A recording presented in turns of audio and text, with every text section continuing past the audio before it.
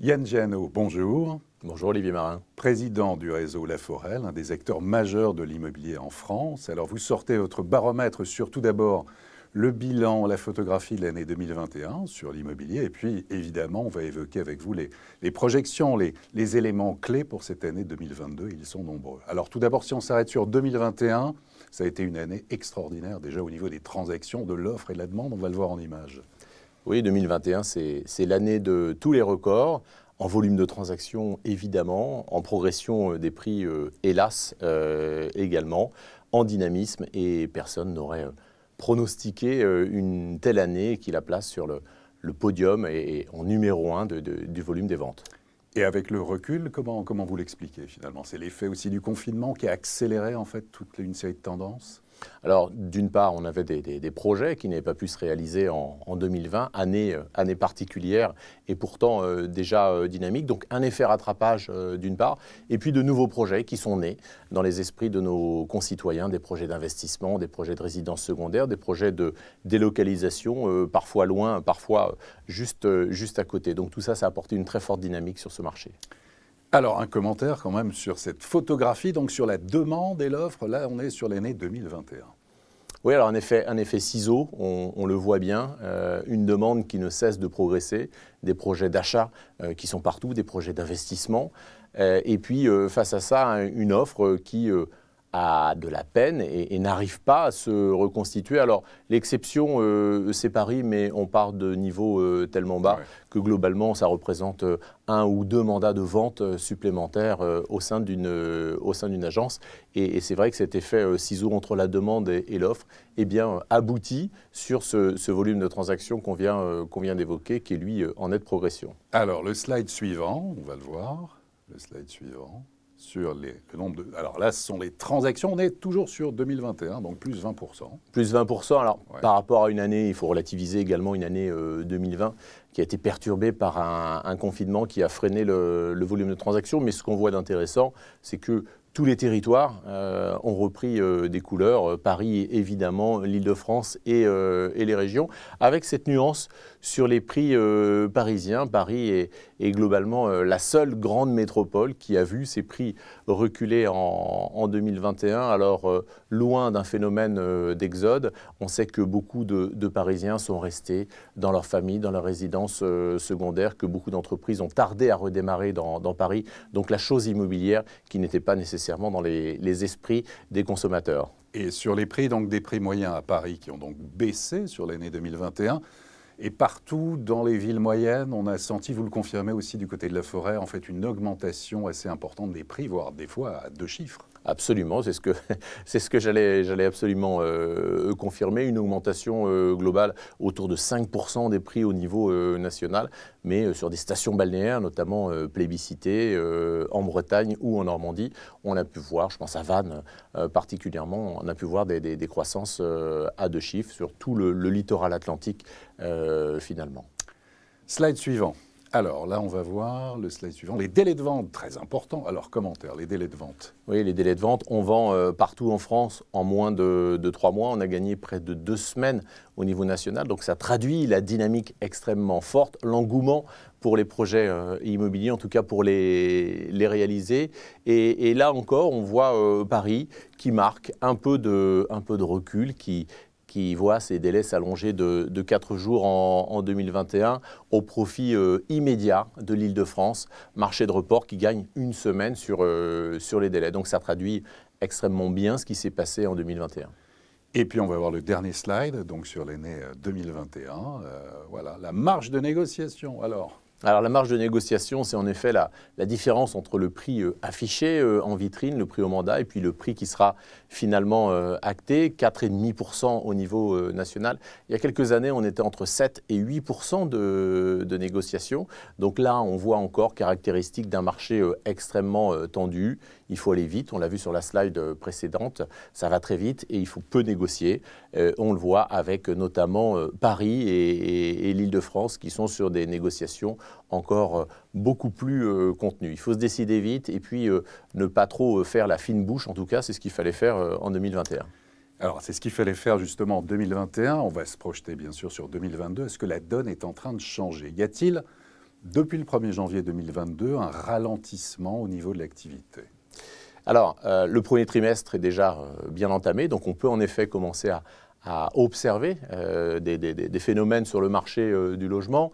Le premier phénomène qui concerne l'activité, c'est en effet une activité qui a reculé très nettement au mois de janvier, un recul conjoncturel.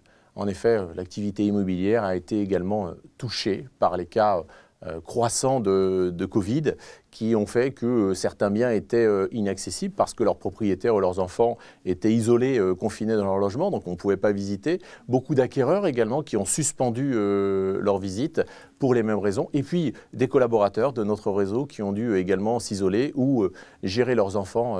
Donc un mois de janvier un peu particulier, mais on voit sur les dernières semaines, donc quasiment l'intégralité du mois de février, on voit qu'un marché qui revient à la normale avec toujours un volume de demandes et de projets d'achat nettement supérieur au volume de biens disponibles à la vente sur le marché. Donc pour vous, un ralentissement donc en janvier, un peu en février, ça devrait redémarrer au mois de mars et avril, qui sont aussi traditionnellement des mois où on parle de beaucoup d'habitat, on a des projets de déménagement, de maisons, d'appartements, donc un ralentissement, mais quand même de l'optimisme pour la suite de l'année électorale. Oui, puisque c'est un ralentissement qui a été finalement assez conjoncturel, défini sur le mois de janvier avec un mois de février qui a repris sur des bases similaires à ce qu'on pouvait connaître par le passé. Et puis une année électorale, ma foi, qui est assez différente de ce qu'on a pu connaître. On n'est plus en 81 avec une crainte de l'arrivée de tel ou tel gouvernement. Aujourd'hui, ça ne perdure pas les Français dans leur projet immobilier et bien au contraire. Donc pas d'attentisme de ce côté-là. Quels sont pour vous les éléments clés véritablement à surveiller en 2022 ? Est-ce que c'est le pouvoir d'achat immobilier, la hausse des prix à surveiller, la hausse des prix dans certaines villes moyennes, métropoles, zones rurales, les conditions d'accès au crédit ? Quelles sont pour vous véritablement les clés ? Alors, avant de parler des clés, regardons un peu aussi peut-être les biens qui se commercialisent. Et ce qu'on observe aussi au cours de ces 2 premiers mois de l'année, c'est un retour en grâce des métropoles qui avaient été délaissées en 2021. Beaucoup de Français souhaitaient un extérieur et puis sortir un peu du cœur des centres-villes. Et on voit aujourd'hui que la demande, par exemple, pour les appartements familiaux bondit de manière assez conséquente. C'est le cas à Paris. Les appartements avec 3 ou 4 chambres, on a une demande qui bondit de 23% par rapport au mois de décembre. On voit les jeunes actifs également qui sont très présents et qui tiennent finalement aux métropoles, qui leur offrent finalement des perspectives professionnelles, des hubs de transport, l'accès à la culture, l'accès aux loisirs. Donc je pense qu'il faudra quand même compter sur les métropoles sur cette année 2022. On revient aux fondamentaux. Je ne sais pas si on y revient totalement, mais en tout cas, il y a une nouvelle marque forte d'intérêt pour les métropoles. Et c'est vrai qu'à contrario, les logements et les maisons extrêmement isolés en environnement rural, on en revient également. Il y a un peu moins d'attente parce qu'on sait, et dans une période d'inflation, on sait que ça signifie vraisemblablement 2 véhicules pour un foyer, de l'énergie pour chauffer des bâtisses anciennes également, qui va être assez conséquente. Donc on va surveiller ça, on va voir si ça se confirme. Ce qui est certain, le phénomène qui semble être celui qui va marquer l'année 2022, en tout cas, c'est celui du juste prix et du retour des négociations. Aujourd'hui, un bien parfait part très rapidement lorsqu'il est au cœur des recherches, lorsqu'il est bien distribué, bien orienté, bien isolé, etc. Mais dès qu'il y a un moindre défaut, on voit le retour des négociations, des acquéreurs qui n'hésitent pas à aller travailler le prix et qui prennent plus leur temps dans leur recherche immobilière. Donc c'est ce qui semble caractériser cette année 2022 et ça devrait être un phénomène plutôt pérenne. Donc ça, c'est pas plus mal finalement. C'est aussi un retour à la raison après une année 2021. On a parlé de frénésie dans l'activité immobilière. Sur les prix, est-ce qu'il y a une rupture, des risques, des dangers? Est-ce qu'il y a une bascule aussi sur le logement, sur les inégalités, comment vous sentez les choses? Alors les prix, on les regarde avec à peine 2 mois de recul. Donc nous, on enregistre chez La Forêt, par rapport au mois de décembre, on enregistre 2,2% d'augmentation des prix, moins 0,4 sur les appartements et plus 8% sur les maisons. Donc ce besoin d'extérieur, de verdure et cette fameuse pièce en plus sont toujours là. Maintenant, il est évident qu'entre des conditions d'accès au crédit qui sont resserrés des prix, qui sont systématiquement sur une dynamique haussière ou en tout cas qui se maintiennent à un niveau élevé, on met sur le côté une partie des acquéreurs potentiels qui ne peuvent plus ou ne veulent plus acheter un logement et qui vont avoir dans les années à venir certainement des difficultés aussi à trouver un logement à louer puisque la loi climat et résilience va produire ses effets et devrait incontestablement sortir une partie du parc locatif privé du marché. Ça, c'est quelque chose qui vous inquiète ou pas? Oui, c'est un phénomène qui est très inquiétant. La rénovation énergétique des logements, évidemment, c'est une priorité pour tout le monde et pour les professionnels du logement. Maintenant, on a un calendrier qui est totalement irréaliste. Il suffit de prendre une calculatrice pour se rendre compte que pour tenir ce calendrier, il faudrait, depuis le 1er janvier de cette année et pendant 12 ans, livrer chaque jour 1000 logements totalement rénovés.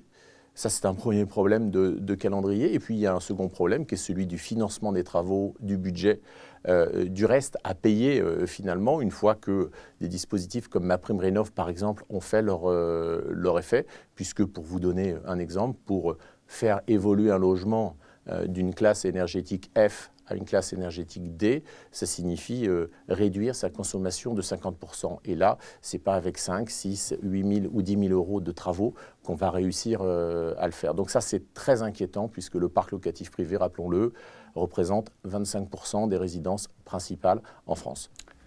Un enjeu important, c'est la présidentielle, l'élection présidentielle. Qu'attendez-vous en matière de politique du logement? Certains évoquent un futur grand ministère de l'habitat. Qu'est-ce que vous attendez des politiques et d'un futur président de la République?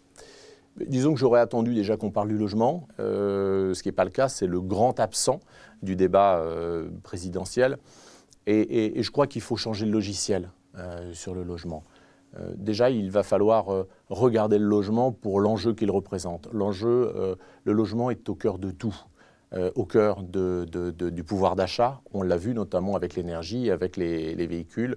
Un enjeu pour l'accès à l'emploi, un enjeu pour l'accès à l'éducation, pour l'accès à la culture. Il faudrait qu'on arrête de le regarder comme une variable d'ajustement du budget de l'État ou au regard de la loi climat et résilience. Ça, c'est le premier sujet. Le deuxième sujet, c'est qu'il faut déconnecter le logement d'un quinquennat.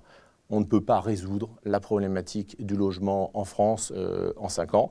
Et c'est pour ça qu'il faut aller sur un grand plan logement qui est nécessaire.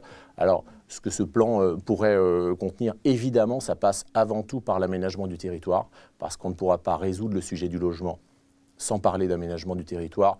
Donc, la suppression du zonage qui est obsolète, par exemple, qui n'a pas été réformé depuis de nombreuses années, ça peut être une piste.